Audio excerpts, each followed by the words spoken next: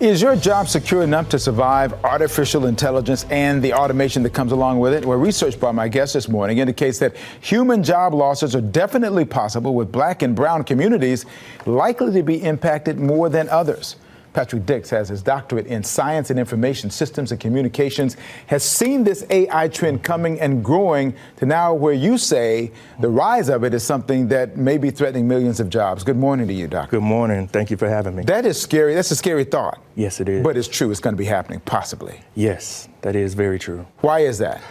Because we are in the fourth industrial revolution. If you look at the three prior industrial revolutions, they have always taken society forward. So this is the fourth. You know, you had the car, you had gas, steel, etc. So the last great innovations were from the 90s with CDs and, you know, other technologies. So this is the fourth, the digital revolution. So we must move forward. So you're telling people that if they have a job that could possibly be impacted by automation and or artificial intelligence, robotics, a combination of all of that, they need to know right now how to prepare for the future, or they're going to get left behind. Yes, they must know if they're going to become as we stay obsolete, because companies will use machine learning. If you go in any facility, there may be collaboration robots. Someone may have sensors on them. It is using that language to learn how that human does that job and complete that repetitive motion. So how am I going to know that I'm in a job that might be kind of one of those jobs that's going to be taken over by, that my job may be obsolete at some point in time? If it's administrative, you know, repetitive motions, those in my research, anything repetitive, taking 1, 2, 3, 1, 2, 3, that is a repetitive motion.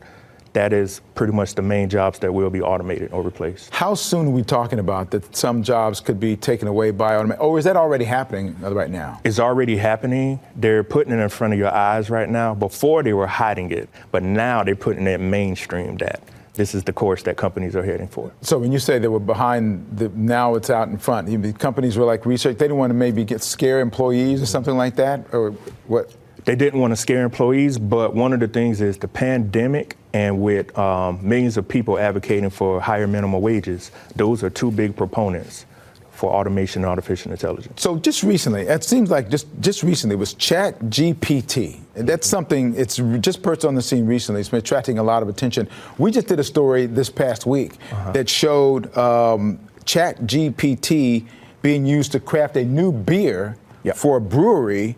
The artificial intelligence came up with the recipe for the new brew, and then they came up with the label for the can, and so many other things. Now, the owner of this brewery says they're not going to get rid of the employees.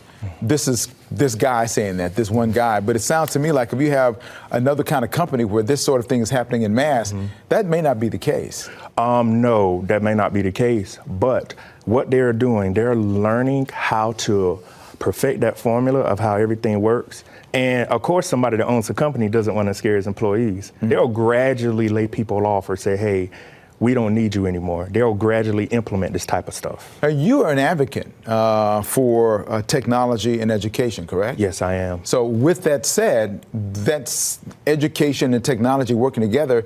It helps to make companies more efficient. Yes. In the meantime, but it also means that more efficient for them means maybe laying off people and replacing them with artificial intelligence. Yes, the goal for any company is to do more with less. And with how the advancements of technology are impacting the world, companies now are able to do more tasks remotely. They're able to perfect them. They're able to pour more money into research. And the overall goal is to increase the bottom line. How soon I asked you earlier how soon it might happen. Do we have studies that show that by a certain time, we're really going to see a rapid kind of takeover or a rapid kind of influx of this kind of information technology? By the year 2030, 7 years.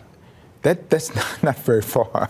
No, many studies state, and even in my research, we talk about the year 2030, everything is going to be concrete with this. Isn't it true that even right now, there are jobs, even you're going to college right now, you may be preparing for a job that may not be available even in 2030 you're talking about. How do you tell people and students and adults who are trying to transition that how they can prepare for the next opportunity that can make them not obsolete, if you will? Well, many students, if you're in school now, you need to look at what you're majoring in. You know, in business, they call that forecasting. If you have high school kids, you need to have them major in STEM or blue collar. That's the thing. The American culture has to use blue collar jobs more. We have to push more people into blue collar. You can get in a union and make a lot of money by using your hands. So getting dirty, people have something against it. I started out with blue collar with my dad's shop, so I'm an advocate for blue collar jobs. So those jobs are repetitive, the office type stuff, maybe office where you're doing repetitive things, that's going to be something that's going to be gone. Yes. Possibly. Possibly, yes. So what's the hope what's the hope you tell people going forward? How should they prepare for the best opportunity for their careers going forward? The saying that I leave with people, if your occupation or job is not taking society forward, you will become obsolete. And isn't that kind of a subjective thing about taking society forward? Yes, it is. But society has to move forward. As I was stating earlier, we are in the fourth industrial revolution. Everything has to get faster. You have your 5G technology. You have cars now that can drive themselves. You have the electric vehicles. Everything is pretty much moving, as we would say, at the speed of light. So you have to think about, am I going to transition with the new society, or am I going to be part of the old society? So I want to talk a little bit more. We'll do that on Newsmakers Online, Newsmakers section. Dr. Dix, thank you so much. Thank you for having me. This is enlightening for sure. I'm going to take action now. My job may be gone.